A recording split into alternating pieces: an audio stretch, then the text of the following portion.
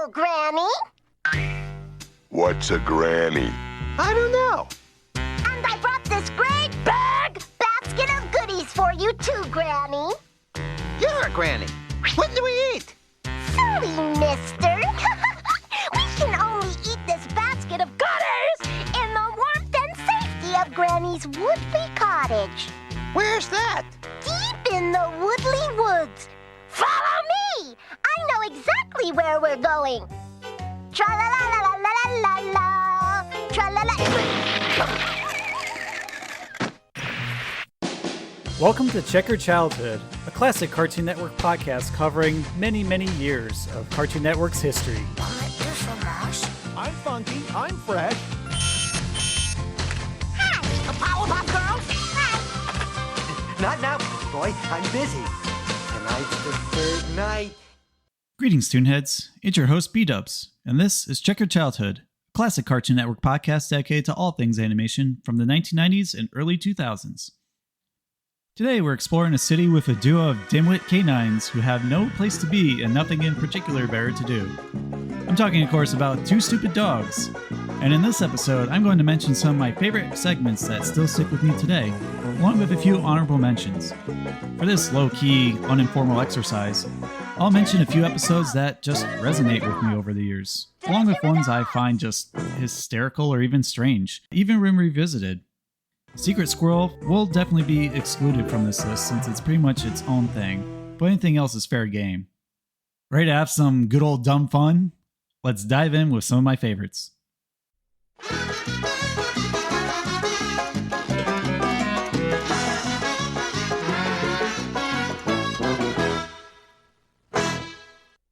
Here are some of my favorites that come to mind, and they're in no particular order, no particular ranking. It's just based on memory, and maybe you might remember them too. It's very informal, just like our Ed, Edd and Eddy favorites episode from earlier. So my first one is simply titled Red, and it's episode 1 of season 1A. What I found odd about this one, it's basically about a little girl who is going to grandmother's house, Little Red Riding Hood, and the dogs are just wandering around somewhere in the forest looking for cheesecake. And I found this girl was so aloof and shouted loud to accent random words that she'd speak to the dogs quite quirky. And that's probably what stuck out in my mind most about this episode, more than any other details I'm going to share with you, is just her very unusual cadence of wording where she would emphasize certain things. Oh my gosh! Look at the time! Never eat sweets after 9 o'clock! That's what Granny always says! Right, Granny? I also did find her tra-la-la-la-la skip amusing, though, as her nearsightedness is apparently an issue and causes her to bump into random things like trees and even fall off cliffs in classic cartoon fashion. So I like it as a fun, cruder interpretation of the Little Red Riding Hood fairy tale for a modern 90s audience. I remember the ending of this episode filling my 4-year-old mind at the time with existential dread, because when I saw their 3 heads on top of like one of those trophy plaques after the 3 bears beat them up, it just made me think, oh, are they all dead? Is that going to happen to me because I saw the cartoon? Ooh. I mean, that's just the natural conclusion that I'd come across as like a young child before I can piece together that cartoons aren't real. But that's what helped it stick out in my mind. I also thought it was a fun twist that they went to the 3 Bears house instead of Grandma's house in Little Red Riding Hood to put a little fairy tale twist on the episode. And while they didn't exactly get to enjoy their cheesecake, they still got to eat it at the end, but literally seconds before the bears pound them for invading their personal space. So it's worth noting for that. And you might end up remembering it whenever you go to the Cheesecake Factory, like how I did too. Lastly, I do recall a part where the big dog swallowed both the little dog and Red before spitting them back up, and also Caterpillar being swallowed by him and then later birthed out as a butterfly. And I feel like it's those kind of fun, exaggerated, cartoonish behaviors that really make Two Stupid Dogs stand out, even if it may seem like a Ren and Stimpy clone to some people. So that's why it's on my list. How about a caterpillar? He's cute. Moving on with my second favorite, it is Let's Make a Right Price. which is an obvious play on the Price is Right game show. And yes, it's basically about the dogs going on the Price is Right, or a version of it to get something that they really wanted. Joy-Bone doggy treats. You're the next contestant on Let's Make a Right Price. We're a contestant. We're a contestant. What's a contestant? I don't know. It was almost agonizing to watch the little dog consistently mess up the price of the Joy-Bone doggy treats whenever he had to play the price matching games on this episode, because the announcer, I think his name is Bill, he sounded like Casey Kasem, even though he's based off Bob Barker. He would say that the price of that was 99 cents, and that's got to be very frustrating. And it was also a parody of how like many Price is Right contestants would just upbid their competitors by $1 to get onto the stage to guess all the prices of the objects. So I think that's a very clever and funny nod to the actual source material of the game show. A priceless masterpiece. $1. A luxury rainbow wig. $1. A lifetime supply of Granny's Joy-Bone doggy treats. Yeah, $1. Time's up. Ooh, you've overbid on the doggy treats. They're only 99 cents. But you've won everything else. The thing that stood out to me most about this episode was how the dogs got to like the end with the giant spinner to try and get the right range to get the dog bone treats. And while they tried to like get it close, they still missed out. And of course, they were agonized by the fact that they couldn't get the dog treats, even though they won everything else, ranging from like a clown wig, plunger, I think even a brand new car too, which was pretty ridiculous. But yeah, it's enjoyable nonetheless. And if you love game shows, you'll definitely enjoy the parody of them through this episode. I also like the secret squirrel tie-in too that was unexpected, where there's like a heck hound that's chasing secret squirrel, and he gets tamed by having secret squirrel give him some of the doggy bone product to him. So that's fun. Oh, what's he going to do, Secret? Fret not, Morocco. I know what will stop him. Oh, Granny's Joy-Bone doggy treats. Yum. Oh, Buck! Woof! Woof! Buck, okay? Here, boy. Fetch.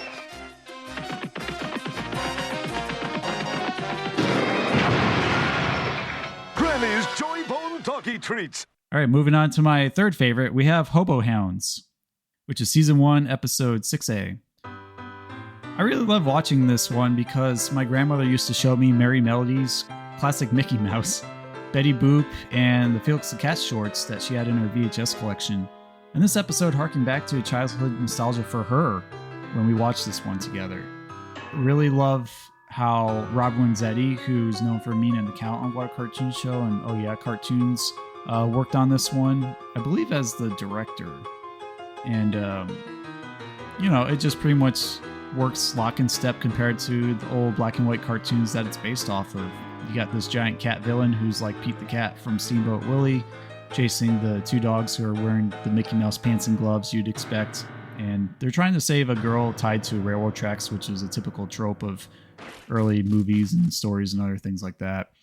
But what I like about the girl tied to the tracks by the cat villain is, as much as I hate to say, is because she was the most annoying part of this episode, is that she got her comeuppance in the end by being tied to the tracks again after she was saved, and ended up slapping everyone around her because she was constantly in danger and no one else realized it when they just wanted to have a fun time. It was fun to see all the cartoons come together, and even anthropomorphic buildings like the barn that ate the train demonstrate that it enjoyed eating the train. And it's very reminiscent of early Max Fleischer cartoons, or like Popeye or Betty Boop, where inanimate objects would come to life and everything would have that like rubber hose bounciness to it that makes it a lot of fun. I did revisit this cartoon in my college years, and once I had the education to understand all of the references from film and animation classes, because I majored in that, I've grown to appreciate the little subtle details in this short, like the references, a trip to the moon, which was a early silent film short where like that rocket flies into the moon's face and it is squinting because of it. And then there's also a reference to Wallace and Gromit's trip to the moon when they show that there are mice on the moon eating it because it's made out of cheese. So that's fun too, when you're able to spot the finer details like that. And, it was just fun that the big cat becomes the dog's friend at the end. And they just have a good old time playing music, and also a reference to Merry Melodies because of that. I know that's a little bit incoherent, but that's kind of how these favorite episodes are. They're a lot more casual and more recollection based than notes based. Moving on, my third favorite would be Spooks a Poppin', which is from season 1, episode 8A. And in this one, it's not quite a Halloween special, but I guess you can look at it that way, where the dogs end up looking for a buried bone in a cemetery nearby. And as the little dog looks inside of an open grave, he ends up getting a skull stuck in his head. And when he crawls out, he terrifies not only the big dog, but also Mr. Hollywood, who's mourning in his funeral outfit for his deceased monkey, Pippy. Oh, Pippy, can you ever forgive me? I'd do anything. Just give me a sign. Say it's okay. Okay. Huh? Yeah! Ah!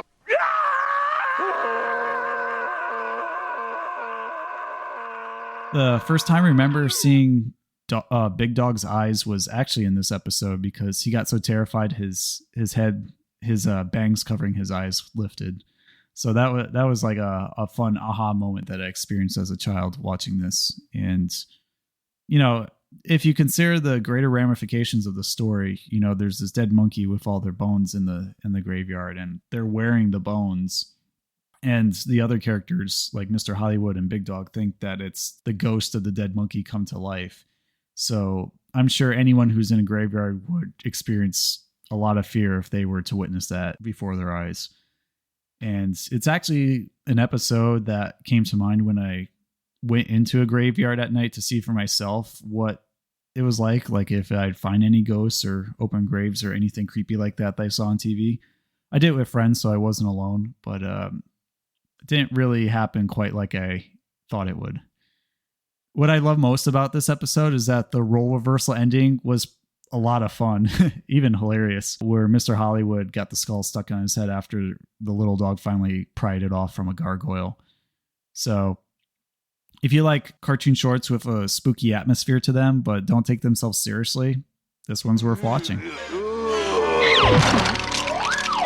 Bones! Let's go!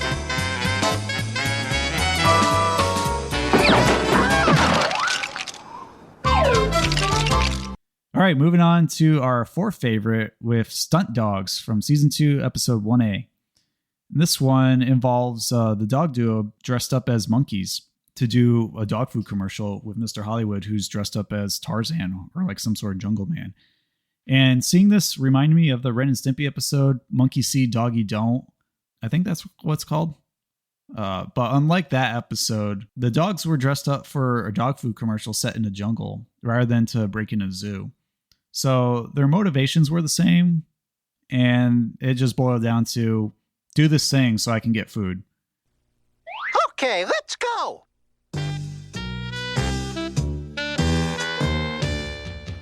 I don't see any dog food anywhere!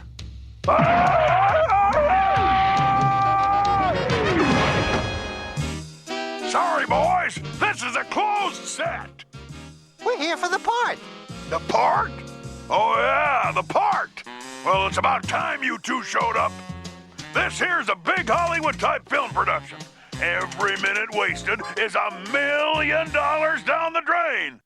Mr. Hollywood also appears in this one. He's the jungle guy who's acting. And I really loved his performance in this, because everything ranging from his randomly timed union breaks to constantly redoing the vine swing for the commercial was hysterical.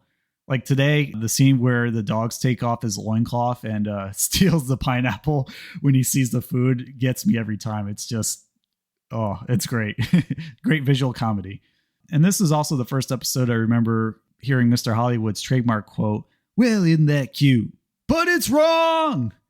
as he screams it with a foghorn behind him. And I think anyone who remembers Two Stupid Dogs can recall that quote quite well as a result of his appearance. Isn't that cute?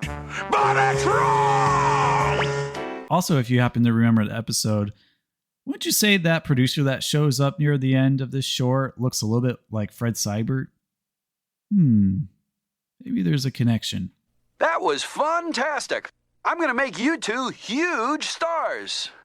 All right, moving on to my last favorite of this list. I believe it's 5th or 6th by now.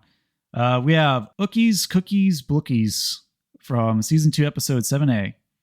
This one I remember not only for Dog's obsession for cookies, but because of how freaked out I was when my mom taped over this episode with footage of a 24-karat diamond bracelet from QVC. Yeah, I mean, I don't know if it exactly was that, but that's what I remember it being, because I was just terrified that I really couldn't see the ending of this episode until I was able to see it much later on Boomerang.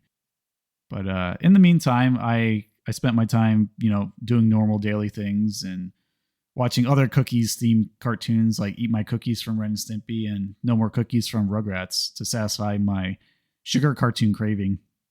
What I love about this one is that there's just something fun about how the big dog breaks the window of the house they're in to get the cookies just to yell, Wait! Huh?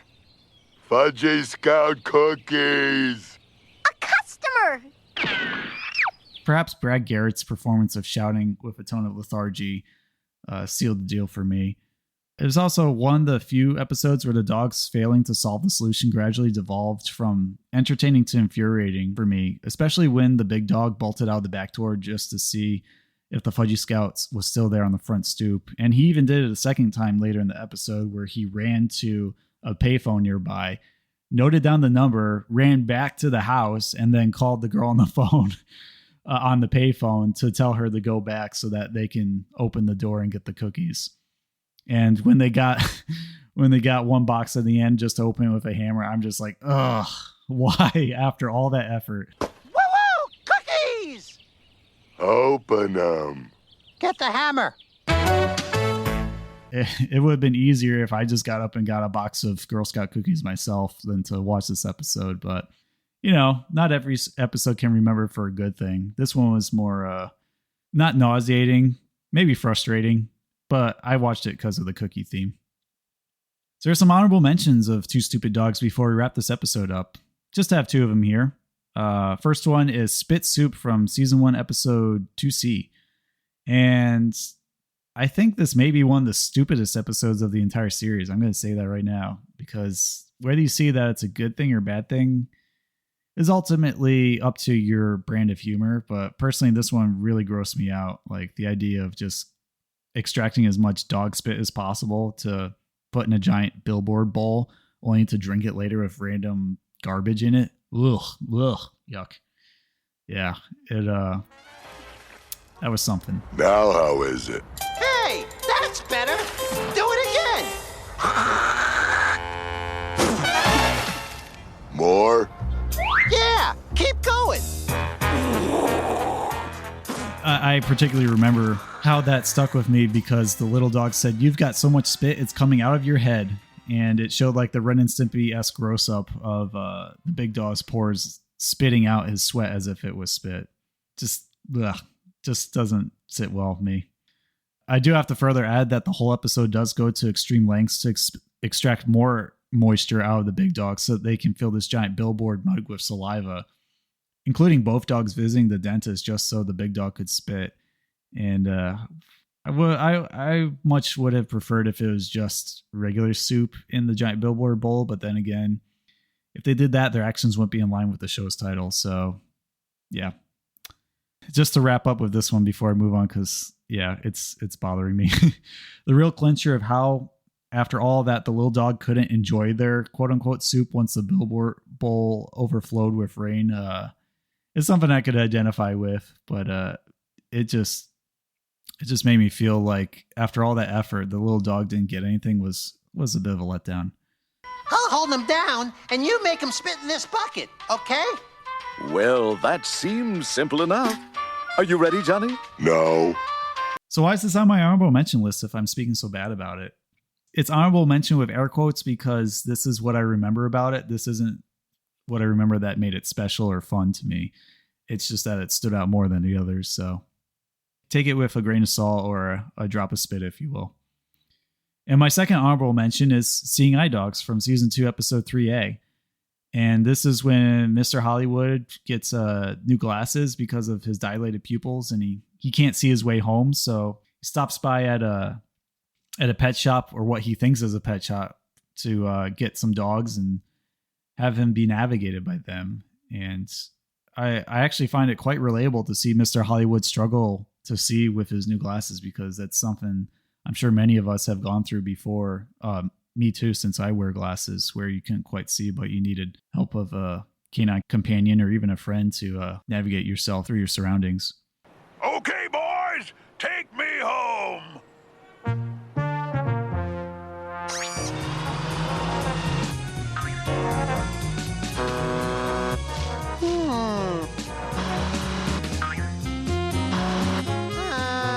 Stop! I remember the dogs leading their owner all over the place into a construction site, and it made me think back to when I had new glasses working with my father remodeling homes, and how legitimately disorienting could be when your vision is so blurry that everything looks like a scrambled signal on a 1980s antenna TV. I'd say too that the ending of Mr. Hollywood walking to a fire truck was the best kind of slapstick this show is known for. And while it's a little bit maybe bad taste, you can't deny that it's pretty funny, at least by 90s cartoon standards. This time, I'm going my way. And it just goes to show you that if you're impatient, that you might get what's coming to you, because the dogs were trying to lead him home best they could. Although Little Dog's idea of a shortcut didn't exactly get them there fast, and got them into quite a bit of trouble at the construction site. This isn't home. Home? Follow me. I know a shortcut. A shortcut? Well, isn't that cute? But it's wrong! So yeah, just to elaborate a little more on my favorites, here's some of my overall memories of watching Two Stupid Dogs growing up. Admittedly, I have a strange relationship with Two Stupid Dogs because part of me is embarrassed to have admitted to watching it. But at the same time, the show does scratch that itch of simple, dumb humor with gross-out gags, both of which are common in other cartoon favorites of mine like Ren Stimpy and Rocko's Modern Life. I used to love watching it whenever it came on TV, but nowadays I don't revisit it like I do with other cartoon shows, as I have a deeper connection to them instead due to stronger storytelling. Still, it is fun to experience, much like it is fun to go to an amusement park ride or eat a new type of candy you never had before. It's satisfying, exciting, and even exhilarating in the moment. But once you're done, you're ready to move on with your day. Maybe that's all the show ever wanted to accomplish. Maybe not. I'd have to ask Donovan Cook himself to find out the true answer. Either way, it's good enough for me to have a special place for it in my heart. Back when cartoons had no other agenda than to be fun, zany, and outrageous in the early checkerboard era of Cartoon Network.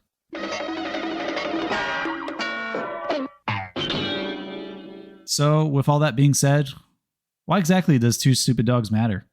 Well, while Cartoon Network championed Dexter's Lab as the first original Cartoon Network series, Two Stupid Dogs paved the way for every cartoon after it to drive through. It was marked as the first original Hanna-Barbera cartoon in the 90s since its waning reception in the late 80s. And if it weren't for fresh talent like Donovan Cook, John Kay, Gendy Tartakovsky, and Craig McCracken being a part of it, well, none of them would be involved with their great works we all know and love them for now. Nightmare Ned on Disney, The Ren Stimpy Show, Powerpuff Girls, even Dexter's Lab and Samurai Jack, respectively. Even Guy Moon, who composed the music for the show, had a hand in multiple successful cartoons later on, even with What a Cartoon Show for certain shorts. He was involved with Johnny Bravo, Cow and Chicken, Real Adventures of Johnny Quest, and later on, even The Grim Adventures of Billy and Mandy. So it's plain to see how shows like this can be effective in catapulting animators, composers, and the like further in their career fields. Plus, with Two Stupid Dogs' unique flavor of comedy and Fred Seibert's willingness to produce something different, perhaps he too would gain the courage and experience necessary at Hanna-Barbera's experimental think tank of fresh talent to create the What a Cartoon show just a few short years later. These dogs crawl so cartoons can run. So there's a closing for our show today. What Two Stupid Dogs episodes do you most fondly remember? Email me at checkerchildhood@gmail.com or drop a comment on YouTube or Spotify. You can also rate and review this podcast on Apple, Spotify, and all podcast platforms you find this on. And because it's a small action that just takes a few short seconds out of your day, you can make a big impact in helping this podcast grow. So if you genuinely appreciate what I do for the Cartoon Network community, please share this on social media or share it with a friend so others can explore and enjoy what Checker Childhood Podcast has to offer in terms of both education and entertainment value. You matter to me, and it also matters to me when we connect over cartoons, which is something countless kids and adults like us are passionate about. Thank you for your consideration. I appreciate you. All right, Toonheads, check in next time when we serve up another special topic, but this time it's bite-sized. Do you have a clue as to what I'm alluding to? Does the phrase, "Give me more," come to mind? You'll just have to listen to episode 15 to find out for sure. In closing, thank you, my fellow Toonheads, for being here today. I love sharing these Checker Childhood memories with you, whether you are familiar with these topics or not, because it gives us an opportunity to bond and celebrate with what makes our lives uniquely special. Can't wait to do this again with you, but for now, I think it's time to exert all my effort in opening a door so I can get some irresistible Fudgy Scout cookies. Bookies, blookies! Have a toonerific day, my friends. Later. Now wasn't that cute? But it's food!